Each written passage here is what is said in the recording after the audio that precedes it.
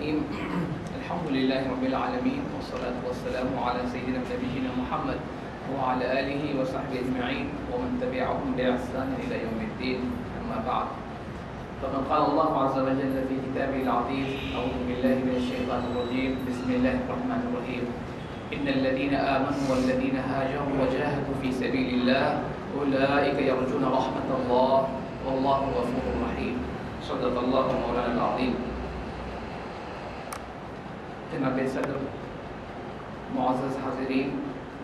السلام علیکم ورحمۃ اللہ وبرکاتہ۔ آج کا موضوع ہے جہاد، اس کی حقیقت اور فضیلت۔ لفظ جہاد قرآن مجید میں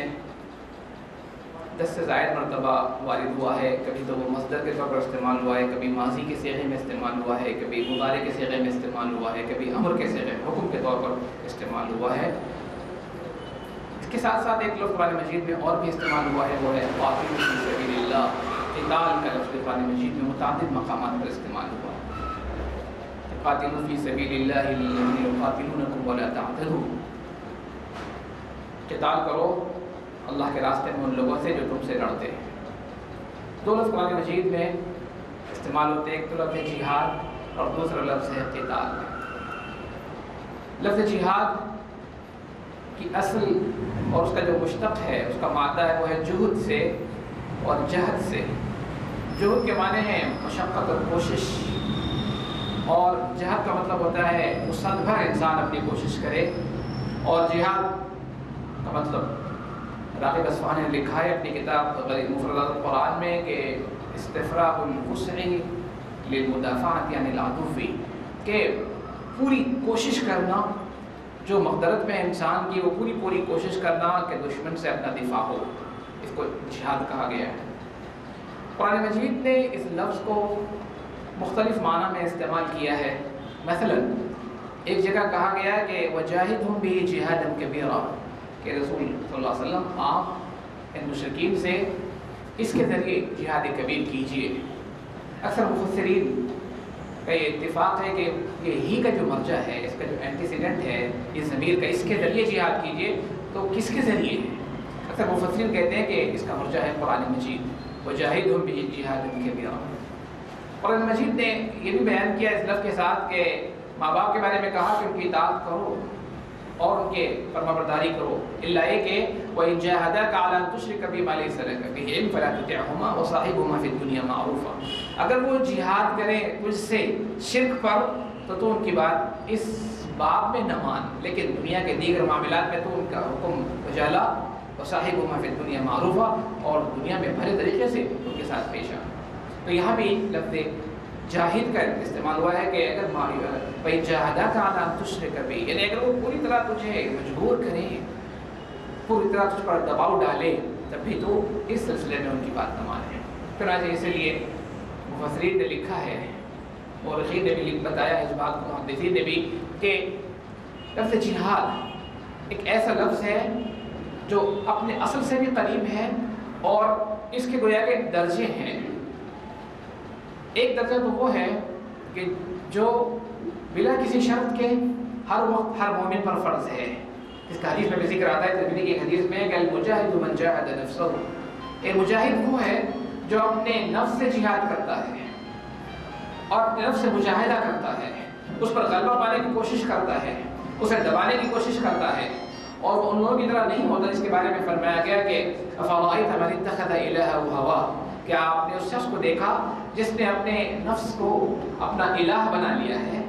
کہ اس کو معبود بنا لیا ہے، وہ اس کی بات پر عمل کرتا ہے، وہ اپنی خواہشات کو پورا کرنے کی کوشش کرتا ہے۔ تو اس کے برخلاف دوسرا بندہ وہ ہے جو اپنے نفس کو قابو میں رکھنے کی کوشش کرتا ہے، جس کو اللہ نے فرمایا کہ نفس کے بارے میں فرمایا کہ جس نے اپنے نفس کو دھسا دیا، لذتوں میں وہ ناکام ہو گیا، وہ اما من زکاہا، اور جس نے اس کو تزکیہ کیا، جس نے اس کو پاک کیا، وہ کامیاب ہو گیا۔ تو ایک جو جہاد ہے وہ انسان کی کشمکش ہے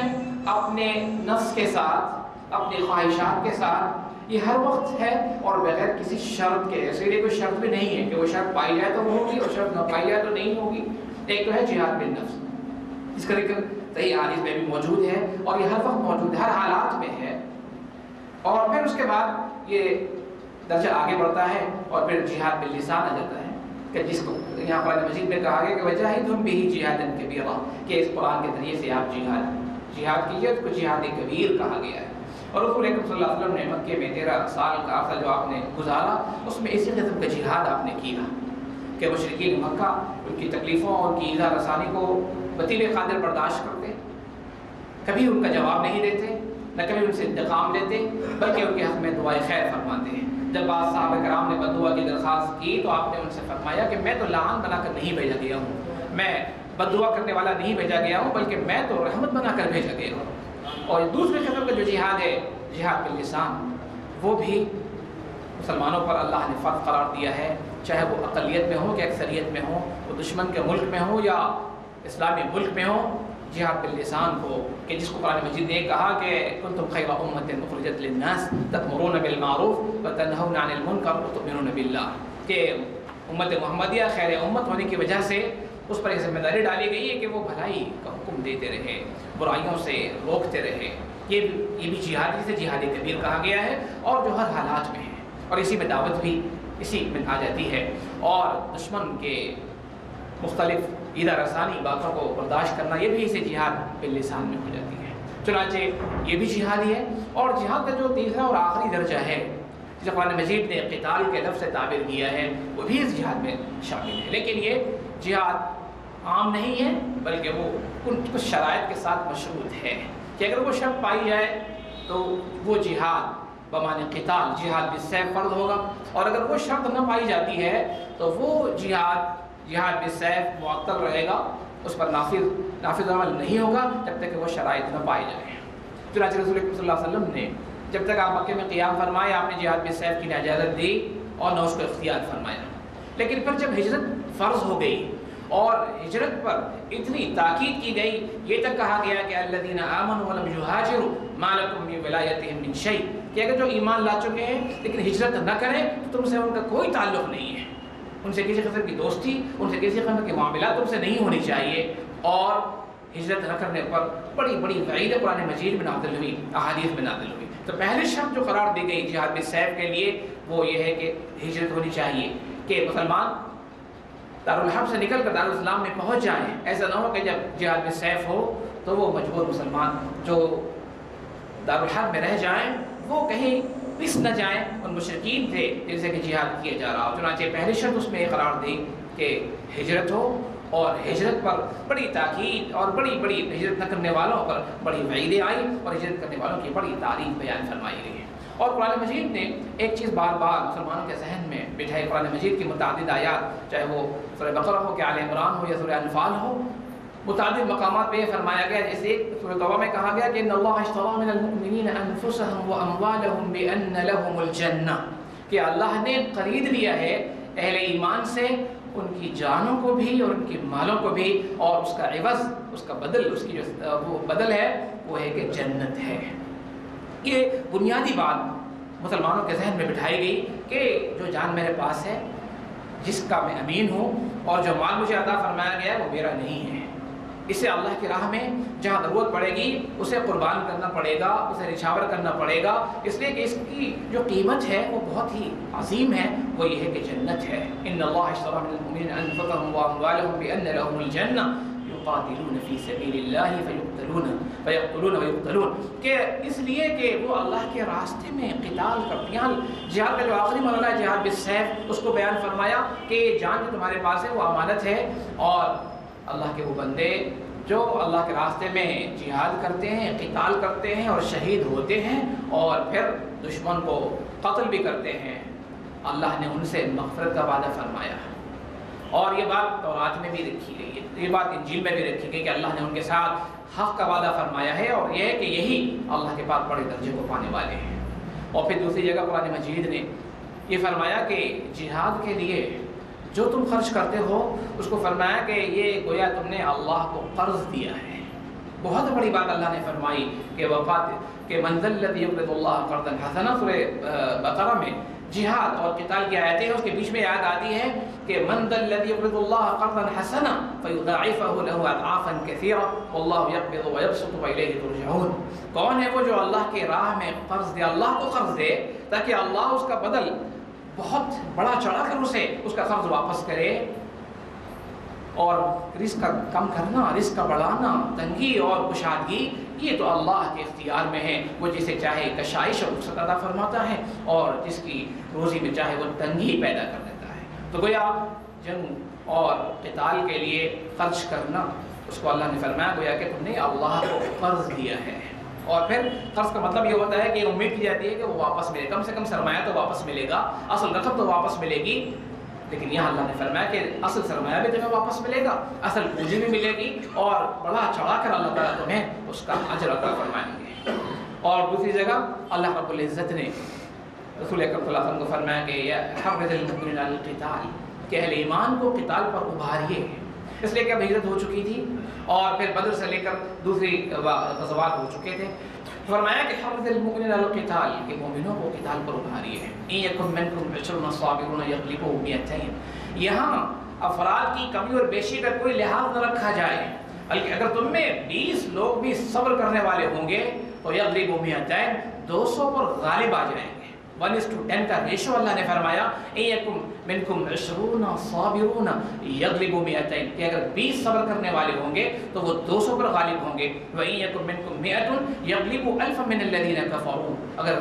100 صبر کرنے والے مومن ہوں گے وہ 1000 پر غالب آ جائیں گے۔ تو افراد کی کمی اور بیشی بھی حائل نہیں ہو سکتی تھی، چاہے 10 کے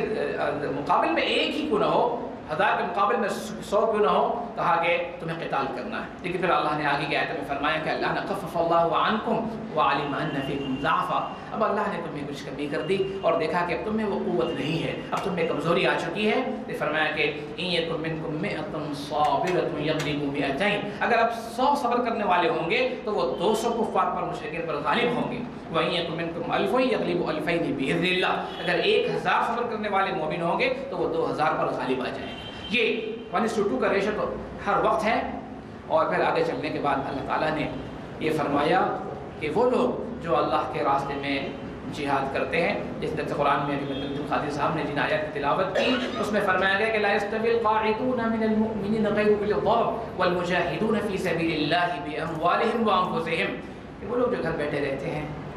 بغیر کسی عذر کے اور وہ جو اللہ کے راستے میں جہاد کرتے ہیں، دونوں برابر نہیں ہو سکتے ہیں۔ یہ اس وقت ہے جبکہ اذن عام نہ ہو، جبکہ یہ اذن نہ کر دیا گیا ہو کہ سب لوگ جنگ میں نکلے۔ اس وقت یہ ہے کہ اگر کچھ لوگ بیٹھے رہتے ہیں اور کچھ لوگ اللہ کے راستے میں جہاد کرتے ہیں تو اگرچہ کہ اللہ نے دونوں سے وَكُلًّا وَعَدَ اللَّهُ الْحُسْنَى، ہر ایک سے اللہ نے بھلائی کا وعدہ کیا ہے، لیکن ابھی بھی فَضَّلَ اللَّهُ الْمُجَاهِدِينَ عَلَى الْقَاعِدِينَ أَجْرًا عَظِيمًا، ابھی بھی اللہ تعالیٰ نے مجاہدین کو فضل عظیم اور بڑے درجات عطا فرمائے۔ لیکن جب اذن عام ہو جاتا ہے اس وقت ایک شخص کو بھی بلا کسی عذر کے اپنے گھر میں رہنے کی اجازت نہیں ہے، اور کسی طرح اللہ تعالیٰ نے اس بات کو پسند نہیں فرمایا، بلکہ یہ فرمایا کہ وہ لوگ جو پیچھے رہ جاتے ہیں گویا کہ وہ لوگ ہیں ان کو آر دلایا گیا کہ فرح المخلفون بمقعدہم خلاف رسول اللہ وکرہوا ان یجاہدوا باموالہم وانفسہم فی سبیل اللہ، کہ وہ لوگ جو گھر بیٹھے رہنے کو ترجیح دیتے رسول اللہ صلی اللہ علیہ وسلم کے ساتھ نکلنے کو، اور نہ خود وہ پیچھے رہتے ہیں بلکہ دوسروں سے کہتے ہیں کہ لا تنفروا فی الحر۔ تبوک کا موقع ہے، اب سب واقف ہے تبوک کن حالات میں اور کس ایسے منظر میں پیش آیا تھا۔ ایک تو یہ تبوک کا وہ سفر ہے جو رسول اللہ صلی اللہ علیہ وسلم سب سے جو ہے دور تک کیا تھا کسی جنگ کے لیے، اور سب گرمی کا زمانہ، اور اس وقت مسلمانوں کے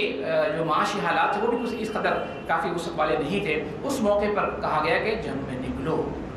اور بلا کسی استثناء کے سب کو نکلنے کا حکم دیا گیا تھا، اور وہ شاید پہلا موقع تھا جہاں کہا گیا کہ جو جتنا خرچ کر سکتا ہے وہ خرچ کرے۔ اسی موقع پر ابو بکر صدیق نے اپنا سب کچھ معلومات پیش کر دیا، اور پوچھا گیا کہ گھر کے لیے کیا رکھا، تو کہا کہ اللہ اس کے رسول کی محبت کو میں نے گھر میں چھوڑا ہے، وغیرہ وغیرہ تمام تفصیلات ہیں۔ چنانچہ اس موقع پر جب انہوں نے کہا کہ نئے صرف یہ کہ خود رک گئے بلکہ لوگوں کو بھی جو ہے ڈسکریج کرنے لگے، کہا کہ لا تنفروا فی الحر، اس شدید گرمی میں نہ نکلو، بہت گرمی ہے۔ اللہ نے اس موقع پر کیسا بلیغ جواب عطا فرمایا کہ لا تنفروا فی الحر، قل نار جہنم اشد حرا، اے نبی صلی اللہ علیہ وسلم سے فرما دیجئے کہ جہنم کی آگ تو اس سے زیادہ گرم ہے، تم اسے کیسے برداشت کرو گے؟ اب صرف یہ گرمی کے موسم کی تم گرمی کو برداشت نہیں کرو گے، لیکن تم نے جو گناہ کیا ہے کہ جنگ میں جانے سے پیچھے رہ گئے، اس کا جو بدلہ ہے وہ تو جہنم ہی ہے۔ قل نار جہنم اشد حرا لو کانوا یفقہون، کاش کہ یہ سمجھتے اس بات کو۔ اللہ نے کہا کہ وہ لوگوں کو کہ جو گھر سے نہیں نکلتے، ان سے کہا کہ یہ گویا گھر بیٹھنے والی عورتوں کے ساتھ انہوں نے گھر میں بیٹھنے کو ترجیح دی ہے، اور بلکہ اس موقع پر اللہ نے اس بات پہ پسند نہیں کیا کہ وہ 3 لوگ جو پکے مسلمان تھے، مومن تھے، لیکن صرف اور صرف کسل مندی کاہلی کی وجہ سے وہ وقت پر تبوک نہیں پہنچ سکے، اور حد یہ ہوئی کہ رسول اکرم صلی اللہ علیہ وسلم تشریف لا چکے تھے اور ابھی وہ نکلنے کی تیاری ہی کر رہے تھے، کل نکلیں گے، یہاں تک کہ وقت پورا ہو چکا تھا۔ وہ 3 لوگ تھے، چنانچہ اللہ تعالیٰ نے قرآن مجید میں ان کے بارے میں فرمایا کہ وَعَلَى الثَّلَاثَةِ الَّذِينَ خُلِّفُوا، وہ 3 لوگ جن کا معاملہ پیچھے ڈال دیا گیا تھا۔ رسول اکرم صلی اللہ علیہ وسلم جب تشریف لائے اور جو لوگ جنگ میں شریک نہیں ہوئے تھے ان سب کو بلایا، سب سے پوچھا، تو منافقین نے تو عذر اور بہانے پیش کیے کہ ان بیوتنا عورہ، کہ ہمارے گھر جو ہے غیر محفوظ ہیں، لہٰذا ہمیں وہاں رہنا ضروری ہے۔ فصلیں تیار ہو چکی تھی، اس کے کاٹنے والا کوئی نہیں تھا، رسول اللہ نے ان سب کو اجازت دے دی، اس لیے کہ معلوم تھا یہ منافق ہیں اور ان کے عذر کو قبول کر لیا، معلوم تھا کہ جھوٹا عذر ہے۔ لیکن جب مومنوں کو بلایا گیا، تینوں کو انہوں نے عذر پیش کیا اور صحیح بتا دیا کہ رسول اللہ صلی اللہ علیہ وسلم ہمارے پاس تو اسباب بھی تھے اور ہم تیار بھی تھے، لیکن صرف کاہلی ہی ایسی وجہ ہوئی جس کی وجہ سے ہم نہ نکل سکے اور ہم نکلنے ہی والے تھے۔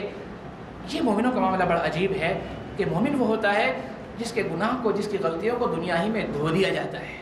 اور یہ ایمان کی ایک بنیادی شرط ہے۔ آپ چنانچہ وہ واقعہ دیکھتے ہیں جہاں ایک صحابی نے آ کر رسول اللہ صلی اللہ علیہ وسلم مجھے پاک کر دیجیے، مجھ سے ایک گناہ ہو گیا ہے۔ آپ نے انہیں دور کیا، کہا کہ چلے جاؤ، لیکن بار بار وہ آتے تھے اور کہتے رسول اللہ اس کی جو بھی جو غلطی، اس کی سزا ہو سکتی ہے مجھے دنیا ہی میں مل جائے تاکہ میں آخرت میں پاک کر صاف ہو جاؤں۔ منافق تو دنیا میں جو ہے سزا سے بچنے کی کوشش کرتا ہے، لیکن وہ آخرت کے بڑے عذاب کو اپنے لیے مول لیتا ہے۔ تو یہاں رسول اللہ صلی اللہ علیہ وسلم نے ان سے یہ فرمایا کہ تمہاری جو ہے نہ نکلنے کی جو سزا تجویز کی گئی ہے کہ وہ تمہارا سماجی مقاطعہ ہوگا، سوشل بائیکاٹ ہوگا، چنانچہ 50 دن تک یہ کہہ دیا گیا کہ اہل مدینہ میں سے کوئی ان سے بات نہ کرے، ان کو بیویوں کو بھی ان کے ساتھ رہنے سے منع کر دیا گیا وغیرہ وغیرہ۔ چنانچہ 50 دن کہ انہوں نے اس تکلیف کو برداشت کی کہ سارا جو ان کے دوست، ان کے احباب مسلمان نہ ان کے سلام کا جواب دیتے ہیں، نہ ان سے کسی قسم کا معاملہ کرتے ہیں۔ 50 دن کے بعد اللہ نے ان کی توبہ قبول فرمائی اور آسمان سے ان کی توبہ کا اعلان فرمایا کہ وہ لوگ جو پیچھے رہ گئے تھے اللہ نے ان پر توجہ فرمائی اور ان کے اس گناہ کو معاف کر دیا۔ اور پھر یہاں اللہ رب العزت نے یہ فرمایا کہ اگر دنیا میں امن قائم کرنا ہو تو اس کے لیے آدمی کو تیار رہنا چاہیے، امت مسلمہ کو پوری طرح تیار اور چوکس ہونا چاہیے، تبھی دنیا میں امن قائم ہو سکتا ہے۔ وَأَعِدُّوا لَهُم مَّا اسْتَطَعْتُم مِّن قُوَّةٍ وَمِن رِّبَاطِ الْخَيْلِ تُرْهِبُونَ بِهِ عَدُوَّ اللَّهِ وَعَدُوَّكُمْ وَآخَرِينَ مِن دُونِهِمْ لَا تَعْلَمُونَهُمْ اللَّهُ يَعْلَمُهُمْ، کہ تم ان لوگوں کے لیے تیار رکھو، اعدوا لهم ما استطعتم، جو تم سے ہو سکتا ہے، من قوت۔ یہ قرآن مجید کی بلاغت اور اس کا اعجاز یہ ہے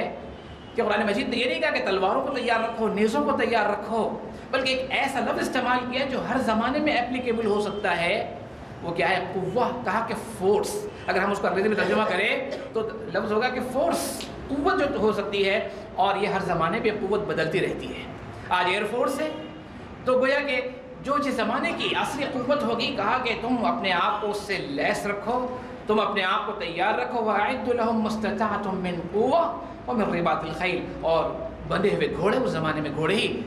جنگی سامان کا سب سے اہم ذریعہ تھے۔ وَمِن رِّبَاطِ الْخَيْلِ تُرْهِبُونَ بِهِ عَدُوَّ اللَّهِ وَعَدُوَّكُمْ، تم ایسا کرو گے تو اللہ کے دشمن تم سے خوفزدہ رہیں گے اور وہ لوگ بھی جن کو تم نہیں جانتے، وَآخَرِينَ مِن دُونِهِمْ، اور یہ رعب جو ہے، یہ جو خوف ہے جس کی وجہ سے امن قائم ہوگا۔ اگر تیاری نہ ہوگی تو پھر دشمن کرنے والا سمجھ کر تمہیں ختم کر دے گا۔ اس لیے امن کے قیام کے لیے قرآن مجید نے یہ کہا کہ ہمیشہ اپنے آپ کو تیار رکھو، جو تمہیں اللہ نے عطا فرمایا ہے اس سے، اور اس سلسلے میں انفاق، اس سلسلے میں خرچ کرنا، یہ گویا کہ اللہ کے راستے میں خرچ کرنا ہے۔ اور جو زکوٰۃ کے جو مد بیان فرمائے گئے اس میں یہ بھی فی سبیل اللہ کہا گیا، اللہ کے راستے میں۔ مفسرین یہی لکھتے ہیں کہ یہاں فی سبیل اللہ سے مراد ہے مجاہدین کی تیاری کرنا، سامان جہاد کو تیار کرنا، یہ ہے فی سبیل اللہ۔ چنانچہ اللہ رب العزت نے یہ جہاں یہ فرمایا کہ جو تم اللہ کے راستے میں خرچ کرو گے وہ تمہیں واپس کر دیا جائے گا، اور یہ کہ تم جو کچھ خرچ کرو گے وہ اللہ تعالیٰ کے پاس تم اسے پاؤ گے، اور اس سے بڑھ چڑھ کر جو تم نے وہاں دیا ہے۔ اور اس سلسلے میں اللہ رب العزت نے یہ بیان فرمائی کہ جب دشمن سے مقابلہ ہو جائے تو اس وقت پیٹ پھیرنے کی کوئی صورت نہیں ہے۔ یا ایھا الذین آمنوا اذا لقیتم فئۃ فاثبتوا واذکروا اللہ کثیرا لعلکم تفلحون۔ جب دشمن سے آمنا سامنا ہو ہی جائے تو پھر ثابت قدم رہو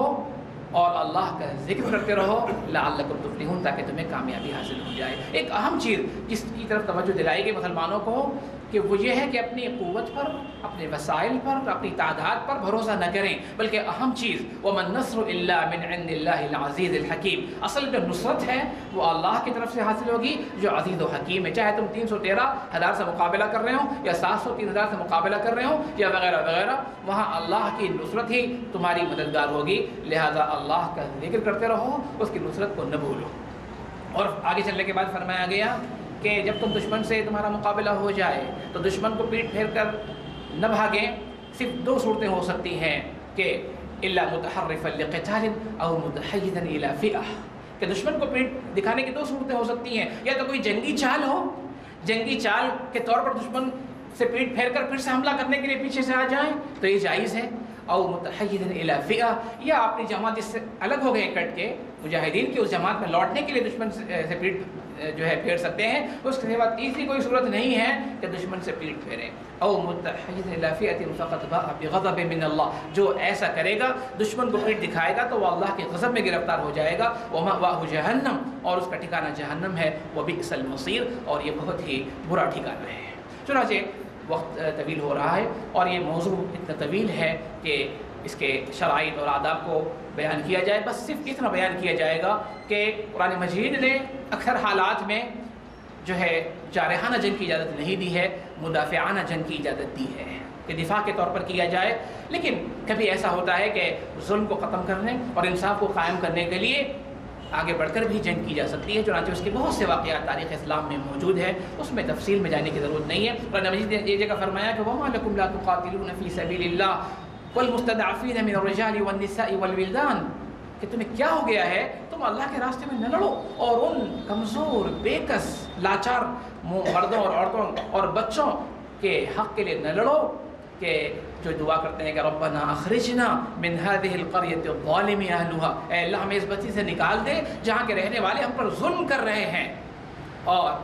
اخرجنا من هذه القرية الظالم اهلها واجعل لنا من لدنك وليا واجعل لنا من لدنك نصيرا، کہ ہمیں آپ کے پاس سے مدد عطا فرمائیے، نصرت عطا فرمائیے۔ تو جہاں ظلم کو روکنے کے لیے بھی اللہ نے اجازت دی ہے کہ ظلم کو ختم کیا جائے اور امن اور عدل کو قائم کیا جائے، اور یہ جو آداب سکھائے گئے ہیں جہاد اور حرب کے، کہ وہ ہے کہ عورتوں کو قتل نہ کیا جائے گا، بچوں کو قتل نہیں کیا جائے گا، بوڑھوں کو قتل نہیں کیا جائے گا، اور کہ جس ملک میں جائیں گے وہاں کے درختوں کو، وہاں کی کھیتی کو برباد نہیں کیا جائے گا۔ حالانکہ دنیا میں قدیم سے یہی رواج رہا ہے اور آج بھی ہے کہ جب دشمن کے ملک میں کوئی داخل ہوتا ہے تو وہاں کی ہر چیز کو تہس کر دیتا ہے، تہس نہس کر دیتا ہے۔ اسی بات کو ملک سبا نے کہا تھا کہ جب حضرت سلیمان کا خط اس کے پاس پہنچا کہ بسم اللہ انہ من سلیمان و انہ بسم اللہ الرحمن الرحیم، کہ یہ سلیمان کی طرف سے میرے پاس خط آیا ہے، بسم اللہ سے شروع ہوتا ہے، اس کا جو کانٹینٹ ہے وہ یہ ہے کہ خبردار میرے خلاف بغاوت نہ کریں اور میرے پاس مطیع فرمانبردار بن کے آ جائیں۔ تو کہا کہ خط آیا ہے، کیا کروں؟ تو اس کے مشیروں نے کہا کہ ہم طاقت والے ہیں، قوت رکھتے ہیں، اور پھر بھی آپ جو حکم دیں ہم کریں گے۔ تو اس وقت اس نے جو جملہ کہا تھا ملک سبا نے، کہ وہ دنیا میں اس وقت بھی تھا اور آج بھی ہو رہا ہے، کہ ان الملوک اذا دخلوا قرية افسدوها وجعلوا اعزة اهلها اذلة وكذلك يفعلون، کہ جب بادشاہ کسی دشمن کے ملک میں جاتے ہیں تو وہاں کے عزت داروں کو ذلیل کر دیتے ہیں۔ سب سے پہلے جو ان کا نشانہ ہوتا ہے وہاں کے بڑے بڑے لوگ جو عزت دار ہیں انہیں ذلیل کر دیتے ہیں، اور وہ افسدوها، اور اس ملک میں بگاڑ اور فساد اور خرابی کر دیتے ہیں، اس کی ہر چیز کو تہس و نہس کر دیتے ہیں۔ وَكَذَلِكَ يَفْعَلُونَ، اور یہ بھی شاید ایسے ہی کریں گے، لیکن اسلام نے یہ آداب بتائے کہ ایسا نہیں کریں گے، کہ وہاں فساد برپا نہیں کریں گے، وہاں کی کھیتی کو برباد نہیں کریں گے، وہاں کے درختوں کو برباد نہیں کریں گے، اور بلکہ وہاں کے ان کمزور، معصوم، مظلوموں پر ہاتھ نہیں اٹھائیں گے، بلکہ انہی سے مقابلہ ہوگا جو مقابلہ کرنے کے لیے آئیں گے۔ اور یہ ایسے آداب اور حقوق ہیں جو اسلام کے علاوہ کہیں بھی اس کو روا نہیں رکھا گیا ہے۔ اور پھر جنگی قیدی جو آ جاتے ہیں ان کے ساتھ حسن سلوک کا معاملہ مسلمانوں نے کیسے کیا کہ دنیا حیران ہے کہ جب بدر میں جو لوگ قیدی ہو گئے تھے، ایک ایک قیدی کو رسول اکرم صلی اللہ علیہ وسلم نے ایک ایک مسلمان کو تفویض کر دیا تھا، اور وہ قیدی جب چھوٹ کر آئے تو انہوں نے کہا کہ ہم نے عجیب حال دیکھا کہ ہمارے جو کیپٹن تھے، جو ہمیں رکھنے والے تھے، انہوں نے یہ کیا کہ خود تو سوکھی روٹی کھاتے تھے لیکن ہمیں تازہ کھجور کھلاتے تھے، ہمیں تازہ غذا کھلاتے تھے۔ اس سلوک نے بہت سو کو متاثر کر دیا۔ آج بھی جنگی قیدی دنیا میں موجود ہیں، ان لوگوں کے پاس جو اپنے آپ کو سویلائز کہتے ہیں، ان کے پاس جنگی قیدی اور مجرمین کے ساتھ کیا سلوک ہوتا ہے، لیکن اسلام نے ان قیدیوں کے ساتھ بھی جو جنگی مجرم کہلاتے ہیں ان کے ساتھ کس طرح سلوک کیا۔ چنانچہ بڑا تفصیلی موضوع ہے، بس یہ ہے کہ اللہ رب العزت نے مسلمانوں سے یہ کہا کہ تمہارے پاس جو کچھ ہے وہ اللہ ہی کا ہے، اور اسے وقت کے لحاظ سے اور موقع کے لحاظ سے اسے خرچ کرنا ہوگا۔ اور جو پہلا جہاد کا درجہ ہے، جہاد بالنفس اور جہاد باللسان، تو ہر مسلمان پر ہر جگہ فرض ہے، اپنی اپنی استطاعت کے مطابق اسے کرنا ہے۔ باقی تیسرا جو مرحلہ ہے وہ امیر کی شرط کے ساتھ اور دیگر شرائط کے ساتھ مشروط ہے، اور جب وہ شرائط پائی جائیں تو وہ قتال کا تیسرا درجہ جو ہے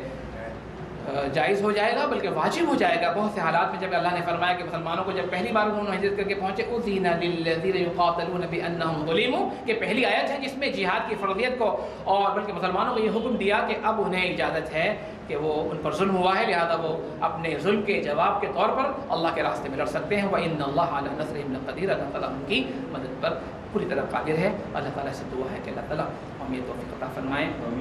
جو کچھ باتیں ہم نے سنی ہیں قرآن پاک کے حوالے سے، احادیث رسول کے حوالے سے، اللہ تعالیٰ ہم سب پر عمل کی توفیق عطا فرمائے۔ صلی اللہ علیہ وسلم محمد وعلی آلہ وصحبہ اجمعین برحمتہ یا ارحم الراحمین والحمد للہ۔